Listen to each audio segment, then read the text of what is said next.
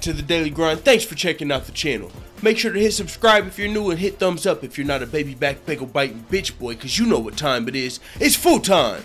MMA. Former UFC middleweight champion Luke Rockhold says guys like me would feast on George St. Pierre. That's why he's not sticking around. Listen to what Luke Rockhold had to say on the MMA Hour with Ariel Helwani. He said, "He's not fighting any of us. He's too small. Guys like me would feast on George. He won't last here. He had his opportunity. He got his belt. Good for you. Just move along and let us handle our business here." He even went as far as to question George St. Pierre's colitis diagnosis, the injury that we know will have George St. Pierre not defending his middleweight belt anytime soon, according to Dana White. And actually, according to George St. Pierre, he said he doesn't know if he'll ever defend his middleweight title, which, if you're a hardcore fan of the sport, unless you are a George St. Pierre stan, a lot of people kind of were a little skeptical with George St. Pierre's coming back and moving up to middleweight and why he's doing it now. And if he does fight, you know, because Michael Bisping, people question the legitimacy of his title reign. They're saying George St. Pierre is coming back for the perfect opportunity to beat Michael Bisping, but he'll never defend his title. And now that's coming to fruition due to this colitis diagnosis. Well, this is what Luke Rockhold had to say about that diagnosis. I don't want to jump to conclusions, but I mean, the fact has to come out and just say that you don't want to fight here in the division. Relinquish the title and move on. I'm tired of story after story and just dragging us on and leaving us in the dark. State what it is. If you're sick, you're sick. But the fact is, you don't want to fight in this division. You know what I just thought about, like thinking about this is actually pretty interesting to me. I mean, I just thought about how many fighters have used this recently, like to kind of get out of fights that we kind of thought they should probably be fighting. Let's say Tyron Woodley. Whenever we say, how are you going to fight Nate Diaz but nobody else? He's like, oh, you know, my fucking shoulders hurt. Whenever you look at Michael Bisping, it's like, yo, you were kind of supposed to fight Yoel Romero or Whitaker. So, well, for Romero, I was kind of hurt. And then whenever, you know, for Whitaker, I had a different kind of injury. And now George St. Pierre, it's like, all right, now you're the middleweight champion. It's time for you to defend that belt. He's like, well, actually, I've got colitis.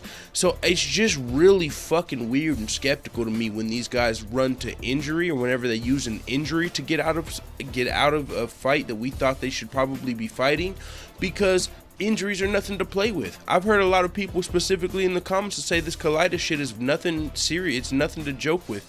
Some people's lives are permanently changed to this colitis. People have to have like colostomy bags and shit bags. Well, same thing, but if you didn't know what colostomy meant, people have to have shit bags from this diagnosis, this intestinal fucking disease or whatever it is. So it's just really kind of cringy to me to have to be skeptical of these diagnoses.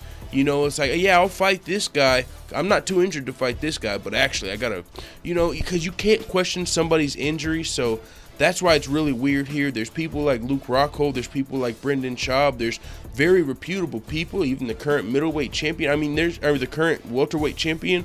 There's a lot of people who kind of predicted George St. Pierre not defending the belt. So it's just weird that now he's got colitis and he's not going to have to. And he said he might not.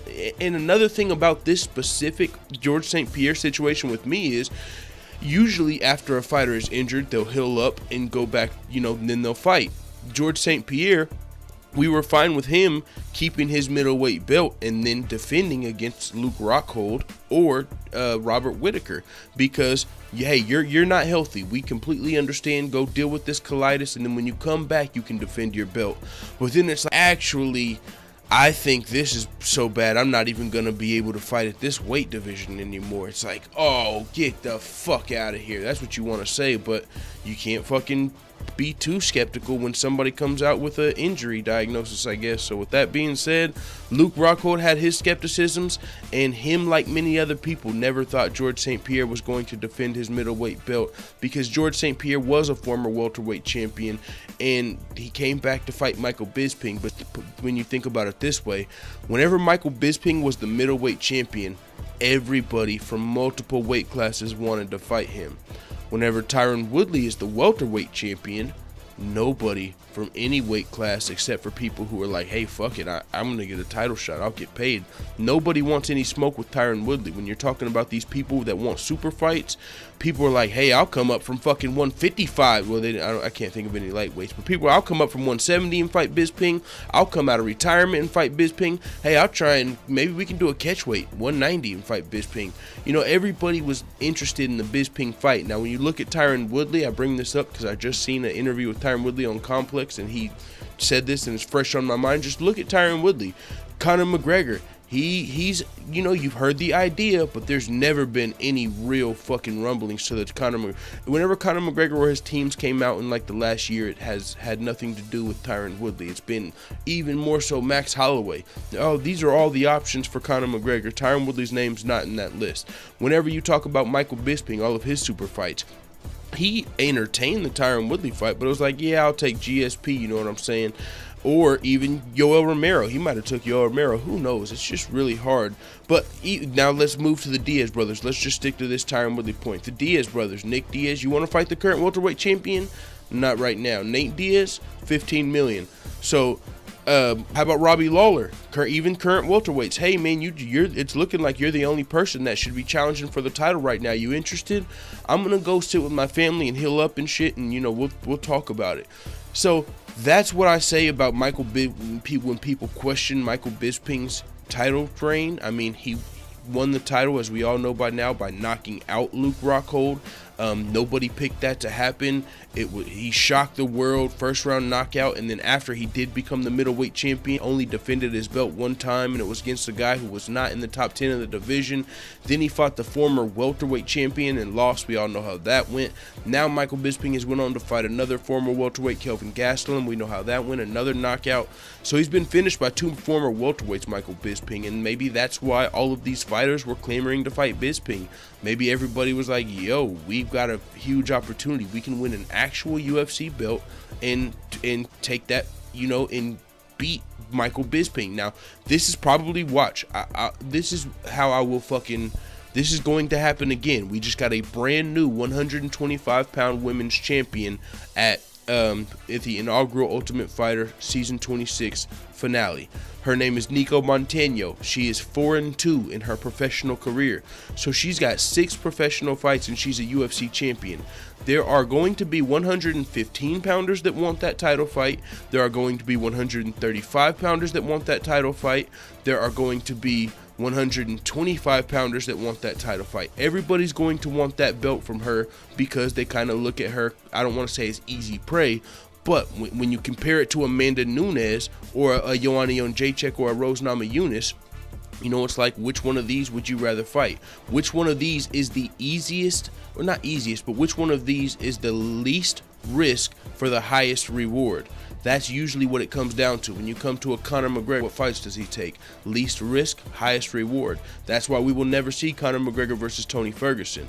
So if you are a bantamweight and it's like, if I had the option, would I want to fight Amanda Nunes for the 135 title, or do I want to fight Nico Montano, who's 4-2, for the 125-pound title?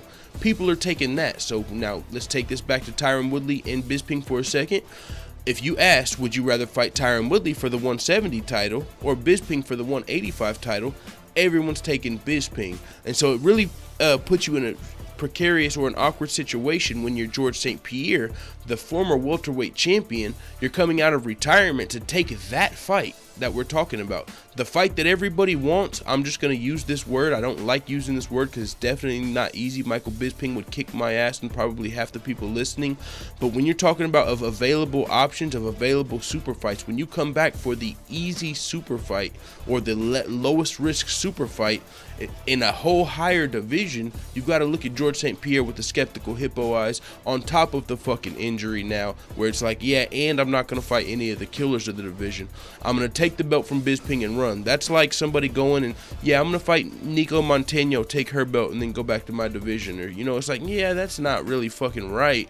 You know, I fight Nico Montano, or let's say Rose Namajunas or Paige Van Zandt. They fight Nico Montano, win the belt, and then it's like, okay, now it's time to fight Valentina. And they're like, well, I got colitis, so yeah, Valentina, you can have this belt, but sorry, we just can't get that done. And it's like, oh, you know, so I've said enough on this video again, but as I said, I ramble a little bit sometimes when I'm off of fucking work, and there's a lot to talk about on this situation. So if you're still listening, hey, I appreciate it. Hit thumbs up, hit subscribe if you haven't yet, baby back, bagel biting bitch boy, because it is what it is. Let the full-time family know what the fuck you tell me in the comments. I'm out.